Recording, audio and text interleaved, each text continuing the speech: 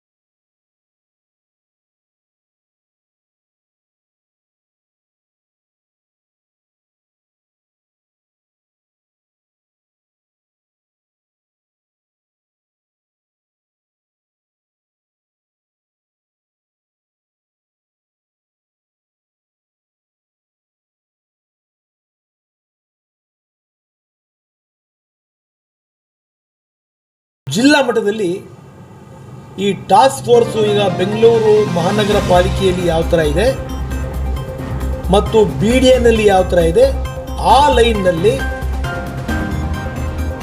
ರಾಜ್ಯ ಮಟ್ಟದಲ್ಲಿ ಅಂದರೆ ಒಬ್ಬ IG ರ್ಯಾಂಕಿನ ಪೊಲೀಸ್ ಅಧಿಕಾರಿ, ಅವರ ಅಂಡರ್ನಲ್ಲಿ ಒಬ್ಬ SP ಮತ್ತು ಒಬ್ಬ DSP, ಒಂದು 4 ಜನ ಇನ್ಸ್ಪೆಕ್ಟರ್ಗಳನ್ನು ನೇಮಿಸಿ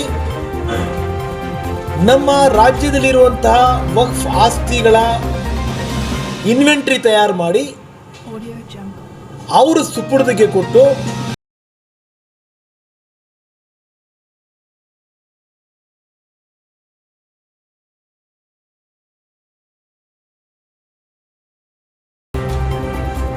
ವಕ್ಫ್ ಆಫೀಸರು ಪೊಲೀಸ್ ಸ್ಟೇಷನ್ಗೆ ಹೋಗಿ ಅಥವಾ ಡೆಪ್ಟಿ ಕಮಿಷನರ್ ಆಫೀಸ್ನಲ್ಲಿ ಕಂಪ್ಲೇಂಟು ರಿಜಿಸ್ಟರ್ ಮಾಡುವಂಥ ಶಕ್ತಿ ಇಲ್ಲ.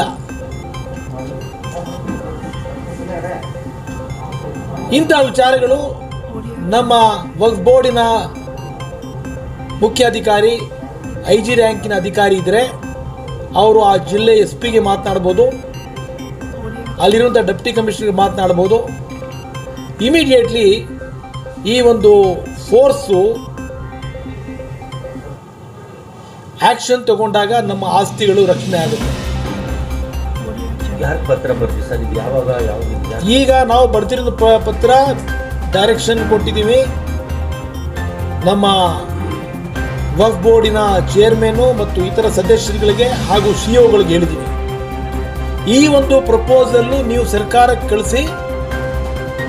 ಮೈನಾರಿಟಿ ಕಮಿಷನ್ ವತಿಯಿಂದ ನಮ್ಮ ಒಂದು ಪ್ರಪೋಸಲ್ ಹೋಗುತ್ತೆ. ನೀವು ಇದರ ಹಿಂದೆ 2017-18ರಲ್ಲಿ ಒಂದು ಟಾಸ್ಕ್ ಫೋರ್ಸ್ ಅಂತ ರಚನೆ ಏನು ಮಾಡಿದ್ರಿ, DC ಒಬ್ಬರು ಇದ್ದಾರೆ, ಅದರಲ್ಲಿ SP ಇದ್ದಾರೆ, ಅಸಿಸ್ಟೆಂಟ್ ಕಮಿಷನರ್ ಇದ್ದಾರೆ, ವಕ್ಫ್ ಅಧಿಕಾರಿ ಇದ್ದಾರೆ. ಇವತ್ತುವರೆಗೆ ಸೂಕ್ತವಾದ ಒಂದು ನಿರ್ಧಾರ ತೆಗೆದುಕೊಂಡಿಲ್ಲ, ಯಾವುದೇ ಥರ ಆಕ್ಷನ್ ಆಗಿಲ್ಲ. ವಕ್ಫ್ ಆಸ್ತಿ ರಕ್ಷಣೆ ಮಾಡೋಕ್ಕೆ ಅವ್ರ ಕೈಯಿಂದ ಸಾಧ್ಯವಾಗಲಿಲ್ಲ. ನಾನು MLC ಆಗಿದ್ದಾಗ ಇಂಥದ್ದೇ ಪ್ರಪೋಸಲ್ ನಾನು ಸದನದಲ್ಲಿ ಸರ್ಕಾರಕ್ಕೆ ಮನವಿ ಮಾಡಿಕೊಂಡಿದ್ದೆ.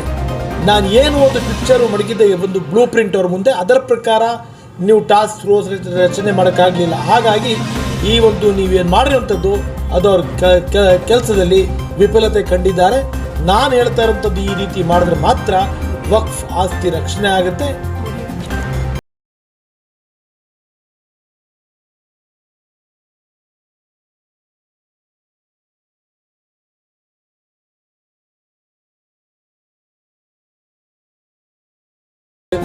ಇದಕ್ಕೆ ಮಂಜೂರಾತಿ ಕೊಡಿ ಅಂತ ನಾನು ಖುದ್ದಾಗಿ ಕೇಳಿಕೊಳ್ತೇನೆ. ಮತ್ತು ಇವತ್ತು ವಕ್ಫ್ ಬೋರ್ಡಿನಲ್ಲಿ ಕೆಲಸ ಬಹಳ ಜಾಸ್ತಿ ಆಗಿದೆ. ಸುಮಾರು 300, 400, 500 ಜನ ವಿಸಿಟ್ ಮಾಡ್ತಾರೆ ಕೆಲವು ಟೈಮ್. ಅಲ್ಲಿರುವಂಥ ಒಬ್ಬರು CEO, ಇನ್ನೊಬ್ರು ಅಡಿಷನಲ್ CEO, ಇವರೆಲ್ಲರ ಕಂಪ್ಲೇಂಟ್ ಕೇಳಬೇಕು.